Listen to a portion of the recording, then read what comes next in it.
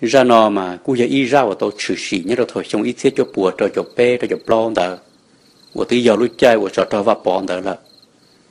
chỉ nhớ đâu y lui rò sợ mua o nè gì mua bê tụi mình nhọ tụi tu lo tụi mua lì cầu y của o xong là họ tụi giàu chỉ chừng giàu đó chỉ o nè gì nè nu mua tê chỉ o tụi giàu chỉ mua tròn đó nè bao giờ nhớ họ trẻ nhớ đã rò chỉ cho tụi tu lo một xứ đâu họ tụi tu lo cô ba tụi o tụi lầu là chỉ lỡ để tên đó mà mua lấy o số mỏng kề thế cho nên nhớ họ là lui rò họ sau đó cô mua tê chỉ để chỉ về y thanh trả coi nhau thì có đại tê trên chúng tôi được cú bữa tì họ cú nhớ bữa tì là trên chúng tôi bỏ có sao tì nọ sau đó những tê chỉ để chỉ dạy xin trên chúng lì kể lúc cha anh ta lì cú phân niên rồi hại đâu cú cho đàn anh thầu lò là thầu lấy cho lò lấy một bự tỏ tê lì ở bên mò chỉ do lấy một thuần trò nữa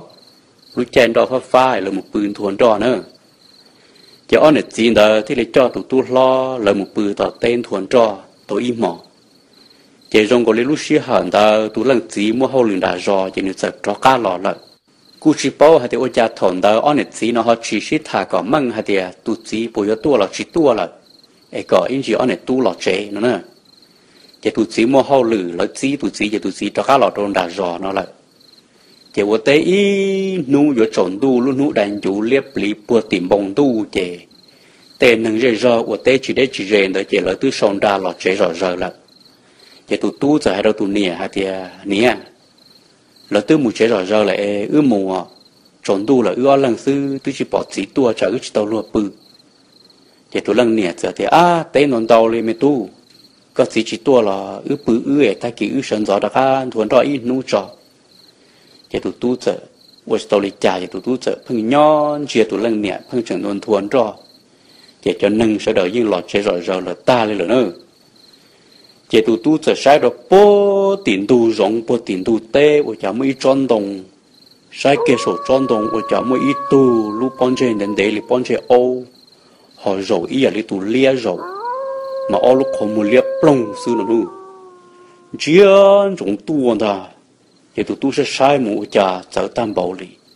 tụi tu những mua của ý của xong những bao ta những chân trai rồi chỉ tụi tu giờ hai đứa lần nè thì nè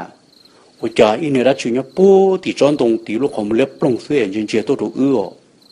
cái tụi nè thì mấy tu chúng mà đã chia sao sẽ sai u sai nọ sao sẽ sai bộ tỷ tệ thế chỉ sáu u sai nọ thế chỉ nhân sai chỉ ít liền đó chỉ tụi tu giờ lò được bể lúc chạy tê là chỉ lúc nu từ bông kho plọ bộ tìm bông trông là ta chỉ mà trường bỏ kế chỉ tụi lần nè phân trường dần dần cho buôn đạt tê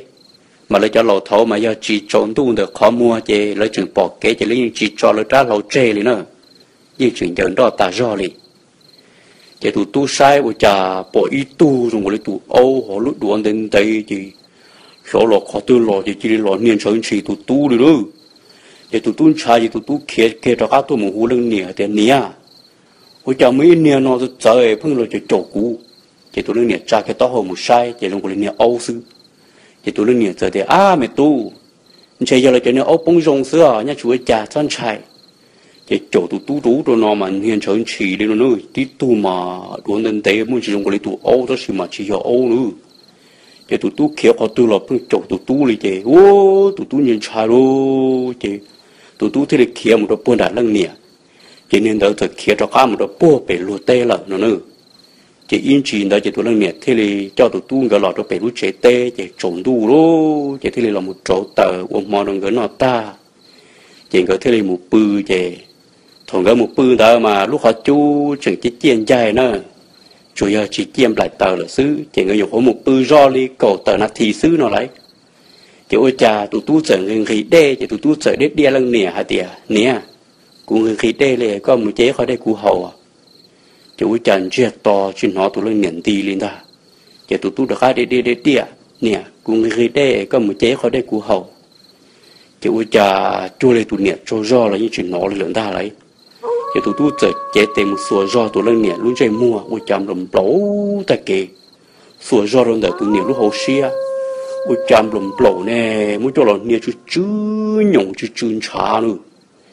chỉ tụi tu sửa giòn đã hả ôi chả tôi ít kẹp plon chi khổ chỉ tụi tu công xuyên thả luôn chỉ tụi tu thế là xả giò thì trái chỉ có niệm bột tàu nhóc bột thì tròn đồng có một lớp plon nhìn chưa tu luôn rồi họ tránh cho họ do nhiều ở chơi chỗ nia cũ lô chơi thổ nó tụ tuôn sai chơi chẳng chơi tụ tu chỉ là sợ chẳng chơi một con đồ bẹp họ chú chơi chừng mỗi ý giá tầng để lý thành ba nó chơi chừng chỉ chim lại tàu chơi tụ tu chẳng gồ giá tàu chơi chim đỡ xứ chơi khi kia họ trung chơi tập là kia lò mù luôn chơi thầu và tụ tu sửa giòn là tụ lưng miệng họ xia ở tàu ít chơi plong thì khuôn đó chơi giờ tụ đa được ta tỏ mỗi tụ lưng miệng lúc họ xia thò ở chơi to hồ mà nó tụ lưng miệng tới xuyên trừ hồ ta luôn thì nó chỉ nó tụ tu luôn ta tỏ nó tụ lưng miệng tới xuyên trừ vậy lúc to hồ ta toàn ga cho hồ là chơi tụ tu thế là sửa tàu ít chơi plong đó nữa chơi tụ tu kia lò luôn chơi kia chơi chỉ bỏ thì nó xuống mà chơi chỉ chơi tàu cú cá thì nằm nông ở chả in chỉ họ yêu xuống mà kia nằm nông ở chả in chỉ họ yêu dùng lý lần tu hu tàu cú cá tu luôn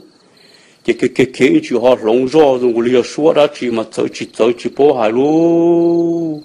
in chỉ lồng gió lý nó mà cho xuống nó mà in chỉ bỏ thì chơi in chỉ nó đối thủ chia qua lên đầu lên ta cái tụ tu kia lọ chọn đua chế gì thế này mà nó khó trông vậy tụ lăng xí mà nó thế này mà sợ lọ khi khó trông vậy ở cha tụ tu tí tụ cho sẽ khi họ vậy mua đa ta cá khua ta nhưng hay tối lọ đi vậy tụ lăng xí thế là để mấy tu ở cha li tam bộ li nói có họ lọ chọn được có ấy có nè nè vậy tụ tu chỉ sát thôi không là cho sẽ khi vậy nhưng hay tối lọ đi vậy ở tiền chú ở tiền hay vậy mà lấy kia đâu tụ lăng xí hả thì xí lô ta xin nói chỉ bao giờ nè trong đi trả đi lợ ta chỉ cần tu này mà lấy một sai bùa bể tê sẽ này trong lịch trả được xứ lộ chỉ tu lăng gì thế là mà cho tu lò rồi chỉ mà tu rong nu hay thì giao lịch trả tia chỉ tu thế là kia thì gì thì giờ có lò chế là chế nếu ở tây nu giờ trốn tu chỉ sẽ là tu lò chế rồi cụ tu còn những lò chế ta sẽ mà nè chỉ cả đi nè thì có ở tây tu dưới bưởi mò ta kỳ phía chỉ có tu giờ đã khá tua cái cụ tưởng chưa một đợt bùa tiền tu giống ở nhà bỏ ít tu mà có một liếp plong dùng lấy tu lia ta chỉ mà ao bon trên đến đấy lấy tu ao rồi bớt số ít tròn đồng mà trên dùng tu sư cái cụ tưởng nhân trai cụ tưởng còn nhiều cái lọ chế thầu cho trốn tu ta chỉ mà nhẹ chỉ cả đi kiểu trái ít biến tới giờ mới in nè dùng cụ lấy nè ao họ tuôn đến đấy mà phơi lọ chỗ cụ đấu cho nó phơi nền trơn chỉ cụ chế cụ nhân trai cụ thấy là hu cụ nè ta chỉ mà cụ nè tức chỉ nè quấn chế đi cụ nè chẳng hạn tiền chơi là cho ao bông dùng sư cái cuốn sai thong không cái cuốn thế là kia một đôi đá cuốn nhẹ cho nên đỡ giờ kia một lần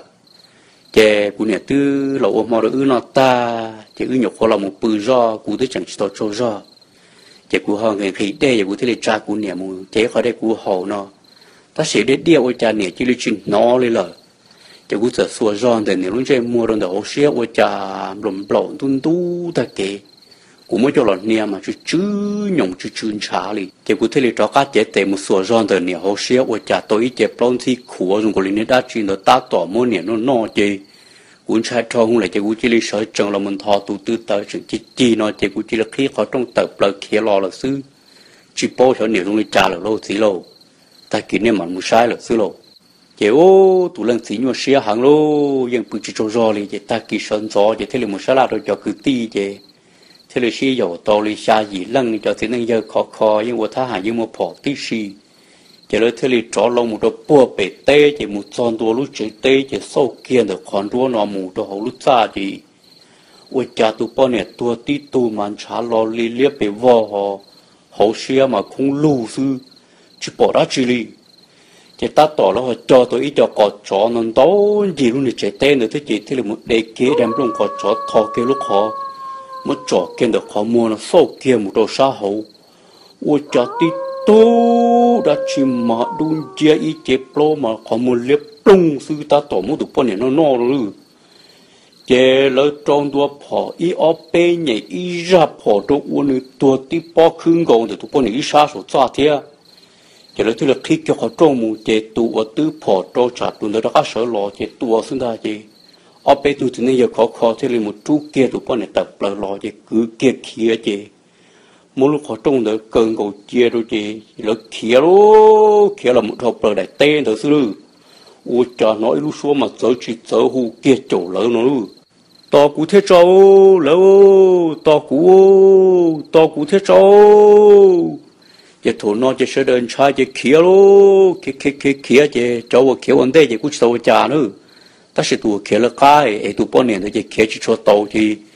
kia chỉ có chạy ít chế đa rù lâu chế chỉ lấy vòng đó bung tua sát luôn được kế đấy chế sau đó tiết kiệm một sao cháu ô nửa tua là cái lô chế thổ no chế sau đó trai chế nhiều hồi nhiều xía kia lô chế cái kia cái hú chậu lỡ lô to cú theo lỡ ô to cú ô chế ô cái kia hú lô chế kia chế lỡ kia lọ túi tu kia lọ ít bia túi tu chế ô tụi ở ta cho tụi lần gì lô chỉ tụi lần gì kia là một chữ plan đồ gió chỉ tứ rong xe thì là cho gió rồi nó ô cha vô lo tụi kiên thằng tụi kế thiên ta thì ô là ba nó chỉ mù chỉ chỉ đi tụi cho cá lò lên nữa tụi ta đi chỉ cho nên nhỏ hồ gió chỉ nhưng chỉ tàu lúa yêu là mù mót tàu lấy cho chỉ cho nó đâu khua nữa chỉ xong tàu chỉ lấy chấm lên thì chỉ nhưng xỉa ta nhưng chỉ muốn tàu lúa mù tê lợn ta chuyện tu kiến thì chỉ chuyện muốn nâng mù lên nữa cho nên chỉ bảo ấy là tua là lú rõ tua giang tu kiến thì chỉ tua ta lên nữa tu đa thì chỉ li phê chỉ li mỗi lần tỏ nó chỉ li mỗi lần tua ta lên nữa chỉ tỏ cá nó chỉ chờ mấy tu hậu xả tua mù giang tu kiến đó nữa chỉ tua mù giang po tỏ lấy cho chế tê chỉ chờ trốn tu rồi chỉ nên chờ bự tỏ lấy lú chế tê nó đấy chỉ chờ mấy tu làm bao số đồ nương hả tiệt có bộ thì cóตัวปืนตรงเด็กเขาเชิญเนาะแล้วก็有หมู่เจหมู่ก็จีหมู่เจก็ตัวเกียนตาเนอะจะตัวห้องสารจะจีทั้งหล่อโอ้อุจจาหลับบ่ชัวเลยเนาะจะตัวห้องสารที่เราใช้จังเมาหล่อหมู่จะตัวห้องสารที่ดีซื้อเนอะhọตัวลีมานั่งตัวจอนแต่จะยิ่งตัวซื้อหรือยิ่งชิมมันบ่ชัวหลอกเทียเลยเนาะ